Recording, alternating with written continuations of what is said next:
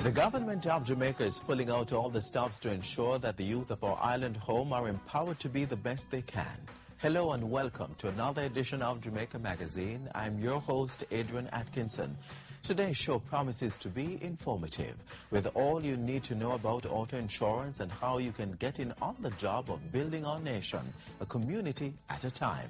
Before we get to those and other features, we have for you a word of advice followed by the news. So please stay with us.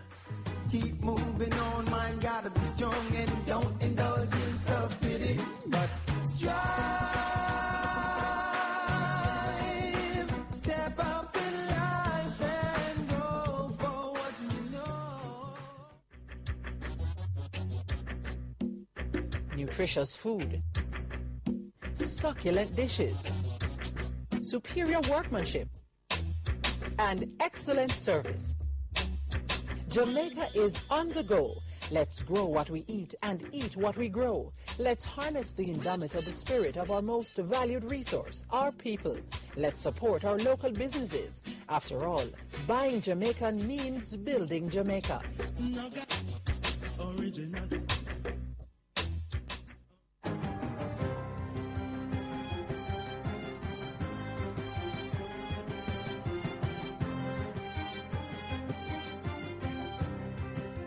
Good day, I'm Carrie-Ann Smith, and this is your JIS News for Monday, November 11. Government is likely to sign off on amendments to the ban on smoking in specified public spaces by this month end.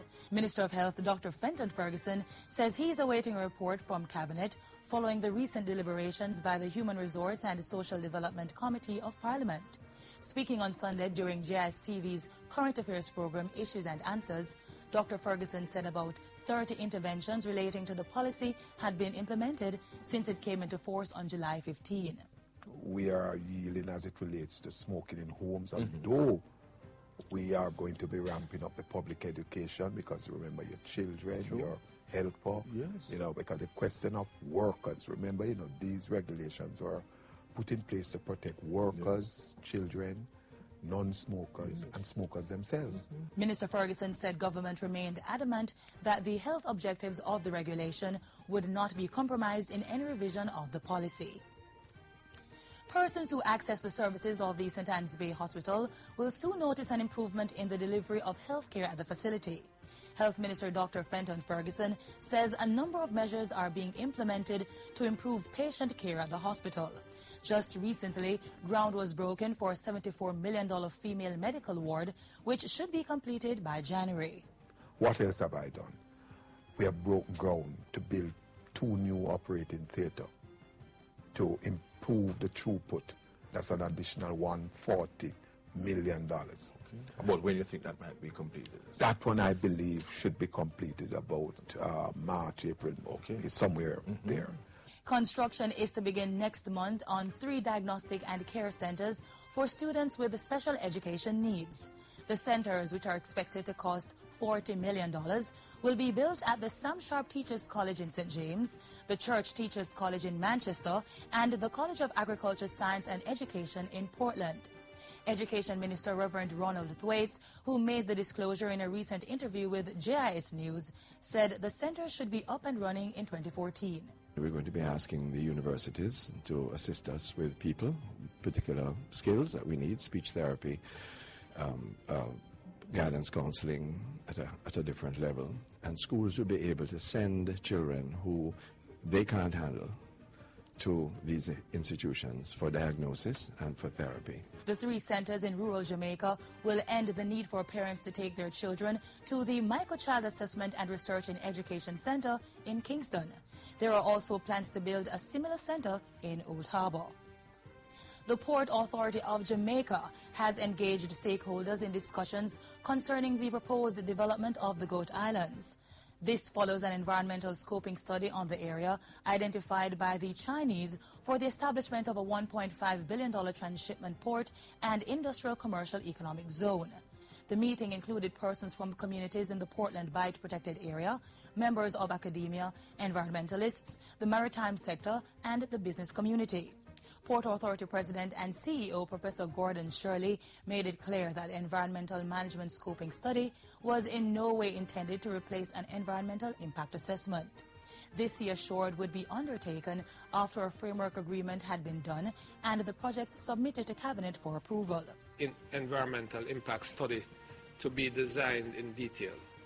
No approvals would be given for a project to go ahead prior to that environmental impact study and all the other assessments having been done. A summary of the key points of the Environmental Management Scoping Study Report can be viewed on the PHA's website at portjam.com.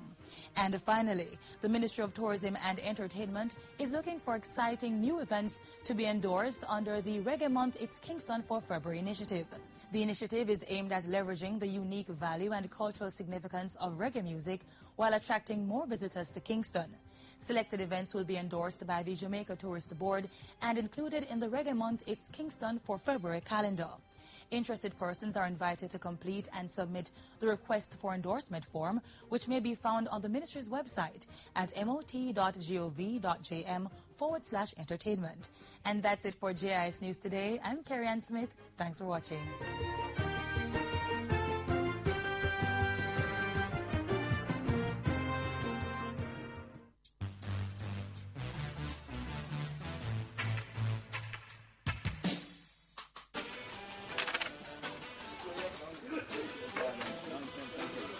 God, you know, I didn't want to ask you this question a long time. Do you have a JADEP card?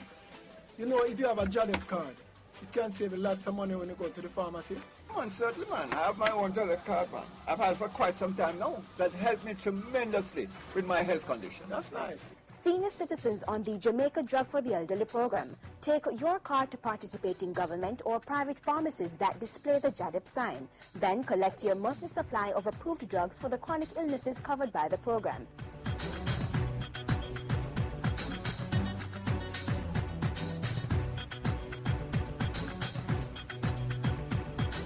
To know more, call the toll-free number 1-888-GO-JADEP. That's 1-888-465-2337. A weekly roundup of some of the engagements which occupied the ministers in the office of the Prime Minister this past week comes your way next.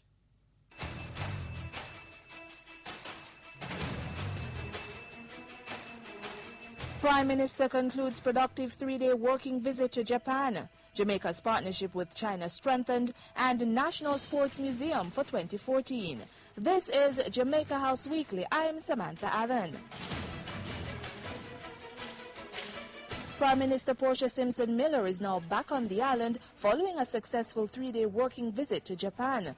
The Prime Minister's visit to the Asian country came ahead of the 50th anniversary since the establishment of diplomatic relations between the two countries. Strengthening cooperation and promoting investment opportunities were among the major objectives of Mrs. Simpson Miller's visit.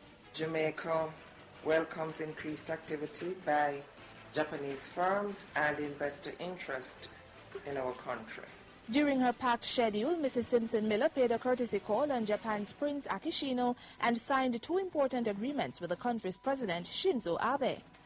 Today's signing of a joint statement and technical cooperation agreement solidified the importance Jamaica places on the partnership that exists with Japan. Our collaboration has translated into a number of projects and programs in the areas of trade, economic, and technical cooperation. In addition to attending a dinner hosted by Prime Minister Abe, Mrs. Simpson Miller also engaged in meetings with the President of the Japan Olympic Committee and the Parliamentary Friendship Group. She promoted investments in Jamaica's coffee and tourism industries during discussions with the Yushima Coffee Company and the Japan Association of Travel Agents. The Prime Minister also promoted the Global Logistics Hub initiative as a viable option for Japanese investment when she spoke at the Latin America and Caribbean Business Forum. It was hosted by the Inter-American Development Bank and the Japanese government. The goal is to develop Jamaica as a logistics hub will be pursued on several fronts. The Montego Bay Airport, as I mentioned earlier, the Kingston Container Terminal, which is amongst the largest in the Caribbean, will be privatized and expanded. There are also plans to construct another major transshipment port linked to an economic zone through an investment of US $1.5 billion. Ahead of her Japan visit, Prime Minister Portia Simpson Miller met with that country's ambassador to Jamaica, Yasuo Takase. The two spoke of the long-standing relationship between their countries and events planned to mark the golden anniversary. Even as the Prime Minister was away in Japan, the minister responsible for information welcomed China's new ambassador to Jamaica at Jamaica House on Tuesday. Senator Sandra Faulkner had a wide-ranging discussion with the Chinese ambassador, which included cultural and media exchanges, as well as economic strategies to further strengthen relations between Jamaica and China. For his part, the Chinese ambassador committed to working hard to enhance the already strong relationship enjoyed by both countries. And the National Sports Council is reporting that the National Sports Museum could be a reality by 2014. The Council's Capacity Building and Infrastructure Committee Chairman, Don Anderson, has said that the timeline was decided at a recent meeting. He added that a number of possible sites had been identified. They include space in the New Kingston Shopping Centre, a facility in downtown Kingston, and a vacant lot adjacent to the National Stadium. The museum is being established by the government to celebrate the achievements of Jamaica's sportsmen and women. And that's it for this week's edition of Jamaica House Weekly. Join us again next week for more of the happenings coming out of the office of the Prime Minister.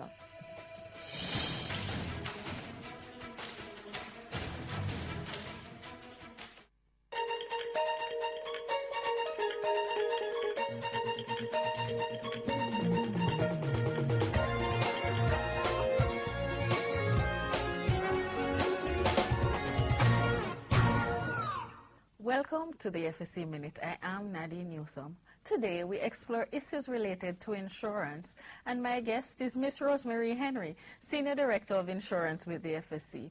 Welcome to the FSC Minute, Miss Henry. Thank you, Nadine. Miss Henry, can an insurer cancel my insurance policy before notifying me? By law, an insurer is required to provide notice to the insured before terminating a policy. This can be delivered or sent by mail to the last known address on file for the insured. Can a company refuse to accept my application for the insurance of my motor vehicle? A company can refuse an application for insurance if the individual is considered to be high risk. An example is where an individual have had several accidents in the recent past, they would consider to be high risk by that company. And if my insurance company refuses to pay my claim, what are my options for a speedy resolution? The matter may be referred to arbitration if all parties agree. Otherwise, the claimant can refer the matter to the FSC. The FSC will do their investigation where it has been established that the claimant has a right to settlement. The claimant also has the option to go to court. Thank you, Ms. Henry. My guest today was Rosemary Henry, Senior Director of Insurance with the FSC. For the FSC Minute, I am Nadine Newsom.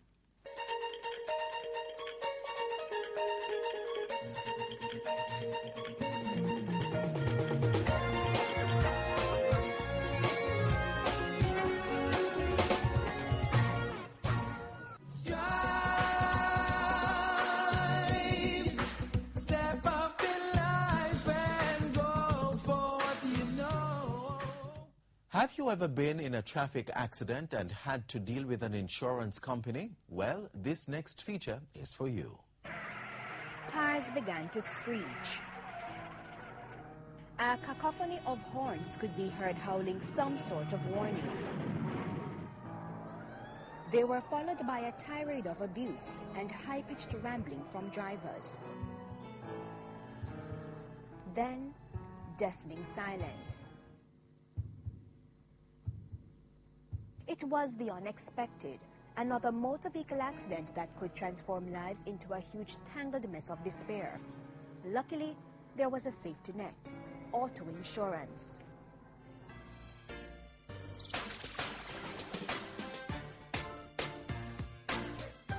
Auto insurance is used to protect motorists against each other, as well as to protect themselves for damage to their vehicles or to their passengers. And apart from the protection it provides, paragraph Section 1 of the Motor Vehicles Insurance Third-Party Risks Act states that it is illegal for any person to use a motor vehicle on the road unless a policy of insurance is in place. This will ensure that if a traffic accident occurs, the victims, motorists, pedestrians, and passengers have some form of compensation for their loss. There are three main types of insurance policies for motor vehicles. There's third party only, which is the one that's required by law, and that's the one that covers the other guy. It covers your passengers and it covers everybody else on the road. Your vehicle is not covered and you, the driver, are not covered. Third-party theft and fire offers added protection, ensuring that motorists are compensated if their vehicles are stolen or destroyed by fire. And then you have comprehensive, which is everything rolled into one. So you're getting fire coverage for your vehicle, theft coverage for your vehicle, and collision coverage for your vehicle, as well as a protection against you accidentally hitting somebody else on the road. Based on the type of insurance policy, a number of factors may determine one's premium, the sum of money paid out to the insurance company. Factors include the age and the type of vehicle, the age of the policyholder and the driver of the vehicle, or the claims history of the driver. Somebody with a list of accidents behind their name is going to have a higher premium than somebody without one. So, as I said before, it's a case-by-case situation, and even though there's a general guideline that most insurers will follow in each insurance company, everybody is assessed individually. The lesson in context: drive carefully. Now, there are other things you can do to lower the cost of your auto insurance. Shop around, compare premiums and benefits offered by insurance companies. Practice defensive driving, drive for yourself and others, and if possible, restrict the number of persons allowed to drive your vehicle. If you live alone, you can consider allowing yourself and a close family member or friend to drive your vehicle. Restriction will attract a lower premium as opposed to an open policy where anyone with your permission can drive the motor vehicle. Another thing you can do to lower your auto insurance is to suspend your policy if you will be off the island for an extended period of time. That's if no one else will be allowed to drive the vehicle. Discuss this with your insurance company, as there is usually some monetary benefit to this type of policy suspension. Installing a tracking device may also reduce your motor vehicle insurance premiums, but do the math. Ensure the tracking device bill isn't more expensive than the money you would save on the premium. You can also negotiate your deductible or excess to lower the insurance premium. A deductible is the amount of money a policyholder pays when there is an accident. We have it there to avoid the minor fender benders. It would be uneconomical and administratively burdensome to deal with every single ding and dent at an insurance company. Also, we want the policyholder to have a stake in their vehicle. So if a car values $2 million and the excess is 5% of the value of the vehicle, once the policyholder makes a claim on the insurance policy, he or she would have to contribute $100,000 towards the cost of repairing the vehicle. The excess is, however, refundable if another driver was at fault in the accident and your insurance company was able to settle with that driver's insurance company. To leave financial breathing room, one can also opt to pay their insurance premiums in parts, for example, twice a year. You may end up paying a little more, but at least your savings will not be severely depleted. Note, however, that if there is an accident, you may be required to pay off the premium upfront before you can claim on your policy. Now that we know some of the things we can do to lower the cost of auto insurance, let's turn our attention to what happens if there is an accident. Take as many pictures as you can, if possible, on the scene of the accident. 2, get all the information for the other party, as much as you can. That's name, who was driving, who owns the vehicle. Again, that's not always the same person. The type of vehicle, and any insurance details that you can get. Try and find a witness. Far too often we don't have enough claims where we have a witness statement, an independent witness. A passenger in your car doesn't count as an independent witness, especially when it's your husband or wife or brother or sister. Then go to the police and report it, and then you must report it to your insurance company. So why does one's premium go up after an accident? Put it this way, experts say insurance is a pool of funds to which everybody has to contribute. If money from the pool has to be paid out, then the pool has to be readjusted to maintain its balance so that it can adequately compensate all contributors who may suffer a loss. When you're in an accident and it's going to cost $1 million because somebody's injured and you have to fix the other guy's car, and your premium goes up by $10,000 or $20,000, you're still in the green $980,000. So don't look at it too much as a penalty of your premium going up, but of your contribution to the pool maintaining balance. From January to June 2013, the motor vehicle insurance industry saw about 16,000 new claims and an increase in personal injury claims due to a change in culture and the legal system. The motor vehicle insurance industry also recorded about 450 thefts from January to June 2013. So auto insurance is there to compensate victims of traffic accidents. Drive carefully on the roads. Determine the best insurance policy, one that provides adequate coverage while attracting a reasonable premium.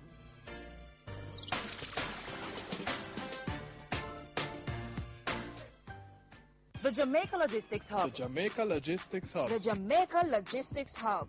A topical subject on the minds of many Jamaicans. What exactly is the Jamaica Logistics Hub initiative? Logistics is the process by which businesses manage the flow of goods, services, people, information, energy, and other resources through the entire supply chain from source to end users. The various components of the hub will allow Jamaica to capitalize on the increased trade expected to flow through the region when the Panama Canal expansion is completed in 2016.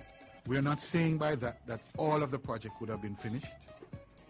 We are saying that there's a core set of projects and programs that must be implemented. The Jamaica Logistics Hub, a plan in action to increase trade and grow the economy. November is Local Government and Community Development Month, and the lead agency mandated to assist in the development of communities has several projects, some which may be going on in your backyard. Take a look. Travel through Jamaica, and you will experience unique talents and a culture rich in many ways.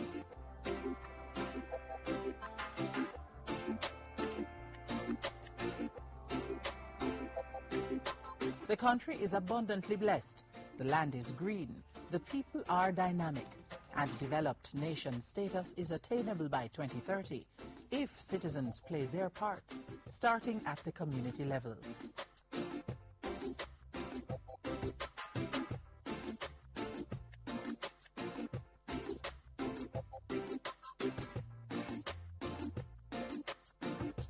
At last count in 2009, there were 783 communities in Jamaica. Every one of these communities possess tremendous resources that can make Jamaica a desirable place to live, work, raise families, and do business. But to achieve that, the people who live in these neighborhoods must take action to turn resources into the raw material for success. It's what the Social Development Commission, SDC, promotes in its island-wide work with people at the grassroots level. So what we're saying is that Citizens Association is that first step where groups of persons or individuals come together in that community to deal with the affairs of their particular space. To encourage more persons to get actively involved in the development of their communities, the SDC implemented Community Month. It's commemorated annually in November. Get involved, stay involved, the theme for the 2011 month of activities. Through sports and other activities, community development is encouraged, and residents are engaged in efforts to improve the environment they inhabit. In 2011, those efforts took form in 5 national projects. And those 5 national projects, they're geared towards economic enablement. We have environmental component in terms of beach cleanup, so you think of all the agencies that work with the environment. We're also having education, so we have the PTAs, we have the principals associations, and we have just general citizens in communities.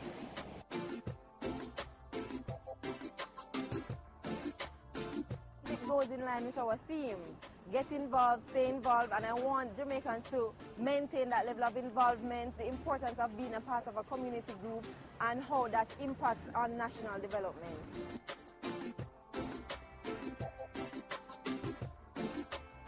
If residents get involved, they can do much to solve the basic problems within their communities. Citizens of Hampton St. Anne, for instance, are taking charge of their economic needs, making good use of the almond found in abundance in the area to whip up a profitable punch. Great. No, this is more than good. It's great. The people of Rowlandsfield, St. Thomas, also looked within for a means of revenue. A lot of natural resources that we believe that can, in proper timing and in right development, can be meaningful, used meaningfully, and used to create some kind of income. In Sturgetown, St. Anne, residents have opened their hearts and homes to the concept of heritage tourism. And in Glengough, St. Catherine, land degradation from severe weather systems is being prevented through a massive tree planting exercise. It's this kind of ingenuity that's being promoted by the SDC. The government agency continues to work with communities to achieve their fullest potential.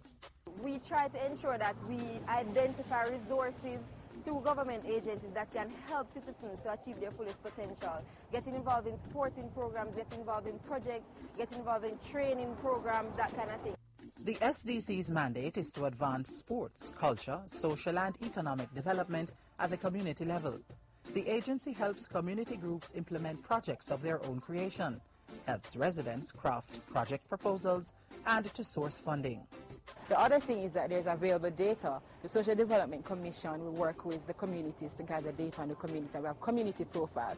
They can use that data to, when the issues come up, know the real stats behind. So what is causing this drainage problem? What is causing the low educational attainment? So we use that and have priority plans. One by one, communities can build Jamaica. If your community needs help to carry out a project, please contact the SDC. Parish offices are located island-wide, or you may visit the SDC head office at 22 Camp Road, Kingston 4. Call 928-8304 or 928-1856. You may also log on to their website, www.sdc.gov.jm.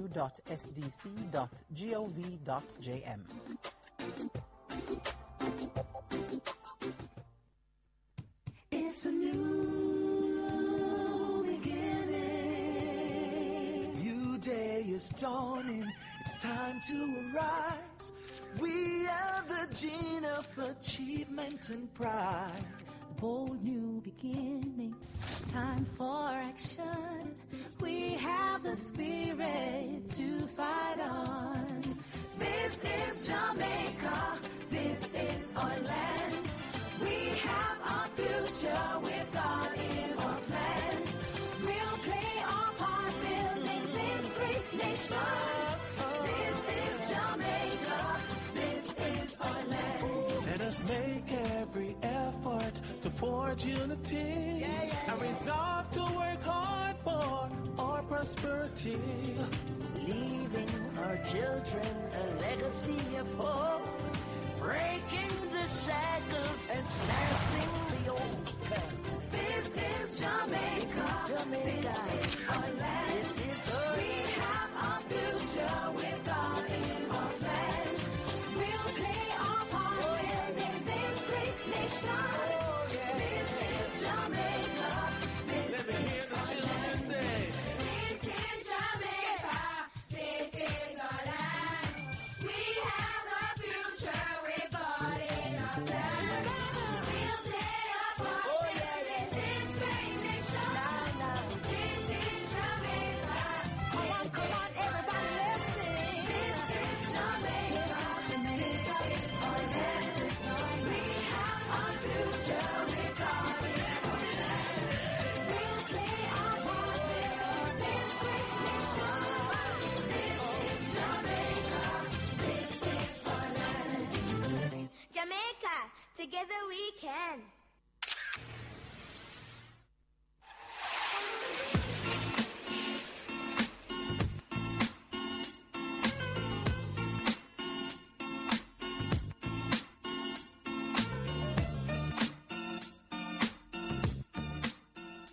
And that's how we bring the curtains down on today's edition of Jamaica Magazine. Have questions or comments? Email us, jamaicamagazine@jis.gov.jm, or join us on Twitter @JIS News. Want to keep abreast of the happenings of the ministries, agencies and departments of government? Visit our website, jis.gov.jm. On behalf of the entire team here at the JIS, I'm Adrian Atkinson. Pleasant viewing. This has been